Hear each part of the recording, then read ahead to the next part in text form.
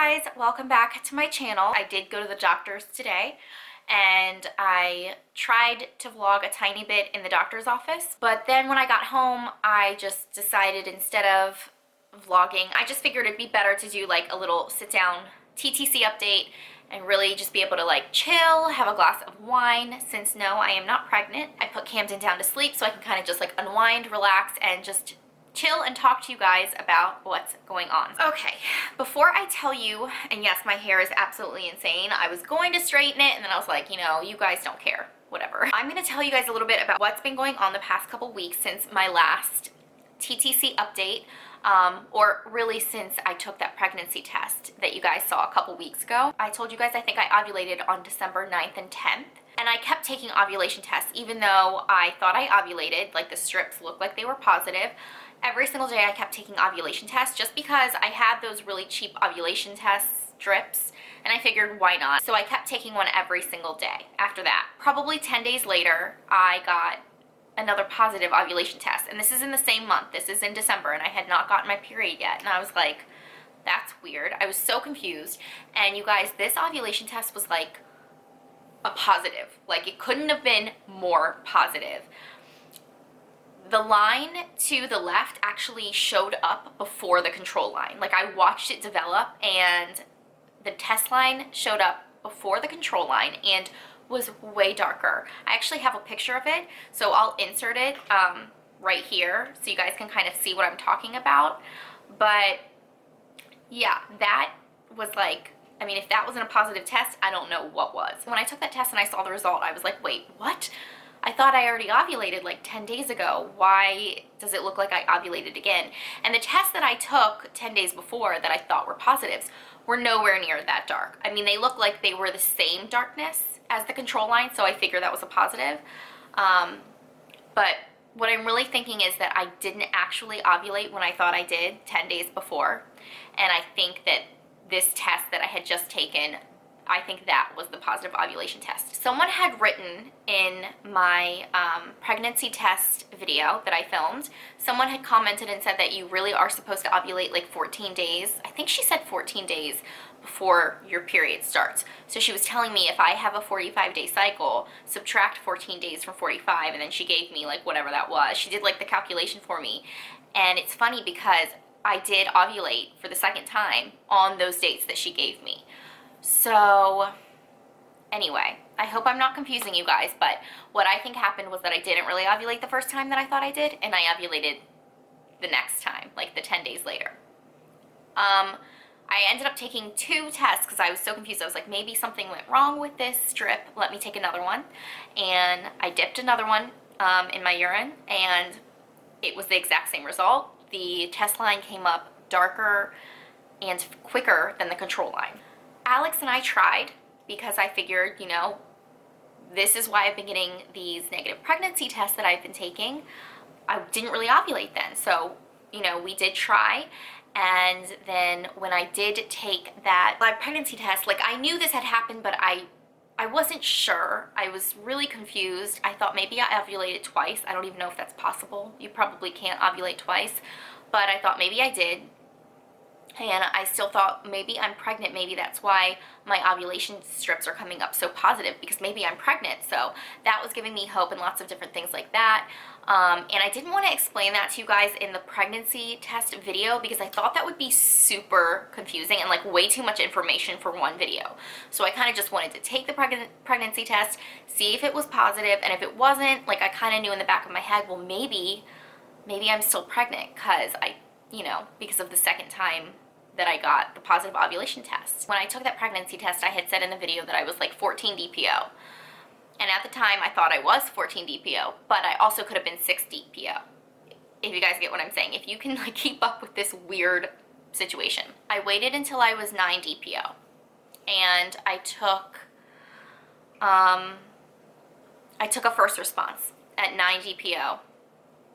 And it was negative. I could not see a second line at all. So I was like, okay, well, I was like, maybe it's still too early. It's only 9 DPO. So I waited a couple days. And I went back and looked at that test 2 days later because I had like put it in a drawer and there was a second line. And of course, immediately I'm like, oh my God, am I pregnant? Like, where did this line come from? It wasn't there when I first took the test. And I know they say after 10 minutes not to read the test because of evaporation lines. So that's what I started thinking. I was like, well, probably it's just an evaporation line. So I started Googling it, and I was reading all these women's stories, and a lot of the stories that I read, it wasn't an evaporation line. Some people said that first responses can't even get evaporation lines. I don't know if that's true or not. So that was giving me more hope, and I was getting more excited, and I was like, oh my God, maybe it just showed up later. I don't know. So around 12 DPO, I waited like a few more days after I took that first response, and I decided to take a clear blue digital, like the one that says pregnant or not pregnant, because I was like, it's been long enough. You know, I'm 11 or 12 DPO. I feel like it will come up on the digital, because the clear blue digitals that I have are actually 5-day sooner tests. So they're supposed to show up sooner than, like, 5 days sooner before you get your missed period. So I took one, and it was not pregnant. And so that's when I was like, okay, I'm definitely not pregnant. But I was on cycle day 40, I think it was cycle day 44 when I took it. And you guys know my cycles are around 45 days. And I was like, I still haven't gotten my period though. Like, I still had a little bit of hope. I was like, maybe it's still too early to test, because I haven't gotten my period and I know I ovulated. Like, that was definitely a positive ovulation test. So, you know, I still had a tiny bit of hope, and this was over this past weekend. And I knew that I was going to the doctor's on Monday. But then on Sunday, you guys know from my last vlog, I woke up and I got my period, and it was like my full period, like very, very heavy. I know it's TMI, but I mean, we're talking about this stuff right now. So very heavy period.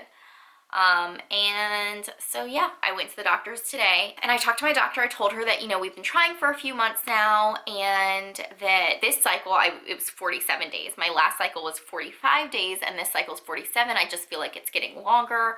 It's really tough to track ovulation when I have an irregular period. And she agreed. And since I took Clomid last time and it worked my second round, she decided to go ahead and prescribe me the Clomid.